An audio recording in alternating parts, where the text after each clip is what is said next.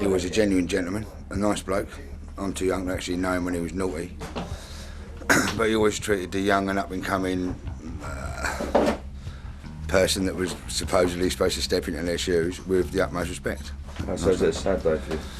It is a sad day for me, yeah. It's a sad day for everybody. It's a sad day for naughtiness as a fucking job. You know. Is that like sort of one of the last links to the craze gone?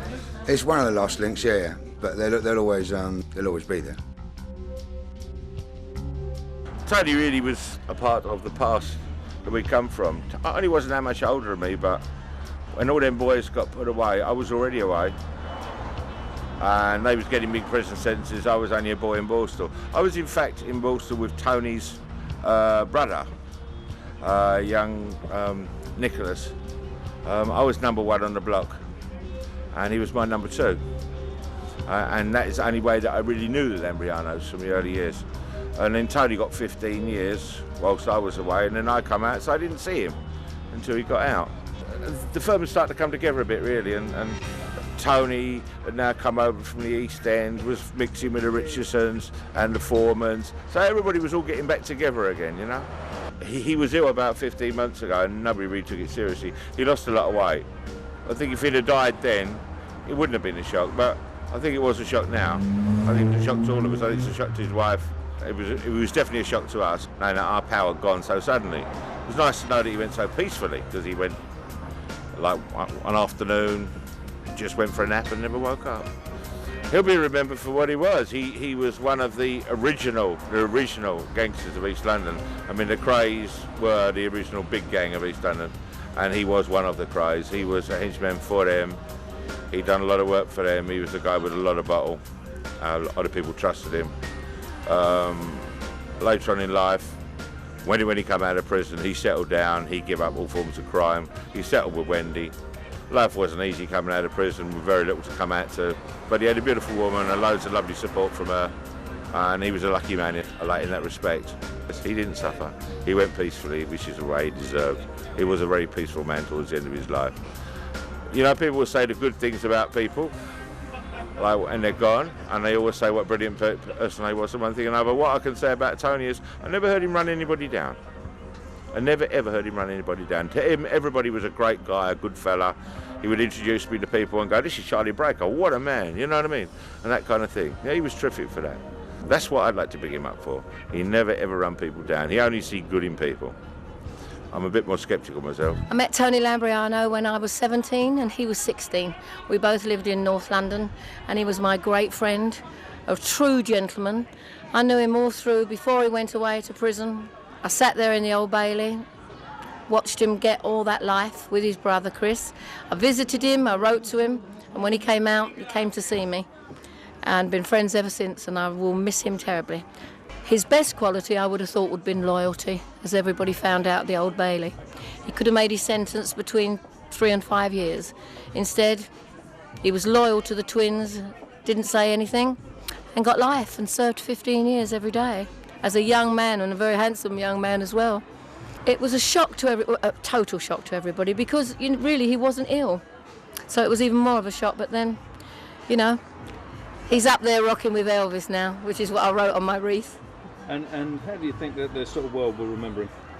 As a gentleman, as a loyal man, a good man, someone that you could rely on. I've only known Tony for about 2 years, and I met him through Charlie. And every time I've greeted Tony, he's been such a great man to me. Do you know what I mean? He's been loyal, kind, and very generous person. I'm just sad to see him go. You know, I was shocked when I heard that he died, and he'd be sadly missed. Man, I really am, you know, cut out about it. He was a good man. He was a very good man. Always wanted to meet him. All through Charlie Breaker. I mean, if I didn't know Charlie, I wouldn't have met this man. You know, he was such a great man. This guy's not here tonight. He's Ron Winknow from International Music Group, and he has agreed to give Wendy a cheque of 500 quid. Marvellous. But he's not here tonight, but I will guarantee the cheque, all right? Thank you. Lovely. Thank you very much, Joe. Isn't that lovely? This is the next auction. It's a limo to pick you up at my house or pick you up at your house, take you out with me for the weekend and take you home, and I will give you the best night out you've ever had in your life. If you ain't in rehab by Sunday, then there's something fucking wrong. 300 quid, sold.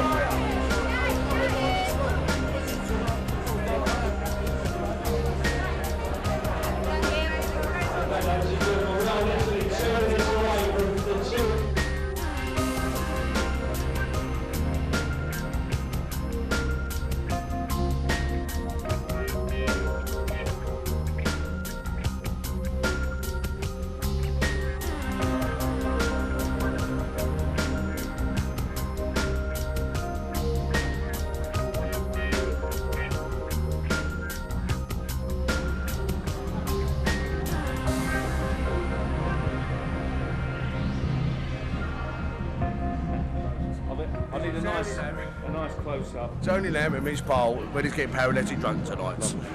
Lovely. Great stuff. Thanks, Tony.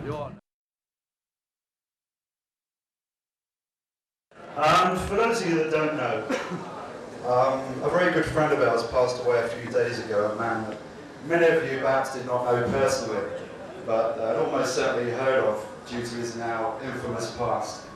He always attended our boxing and charity events, and would always be up there on the stage at the top table with Joe, me and a few other friends. And I got to know him quite well over the last few years, and I really mean it when I say he was one of the nicest people that I'd ever met. Always immaculately dressed, very suave, sophisticated, always smiling. I mean, if you just met him, he was the type of person that was so warm and friendly, you'd walk away feeling you'd known him for years. Just on the lighter side, his favourite saying with me was, "Fred, I've left my wallet at home, then it's a 50 till the wife brings it down later." Of course, I knew his wife wouldn't be coming, but I'd still fall for it every time. The man I'm talking about is very special here. His picture's up on the screens now. Tony Lambrianou. Tony. Thanks very much. Thank you, Fred. Right, ladies and gentlemen, to show our respect, what we're going to do now, we're going to have a minute's silence. So if you could please show that respect, there's a lot of his old friends here. He was a dear friend to us, we'd really appreciate it. If you could remain standing, please.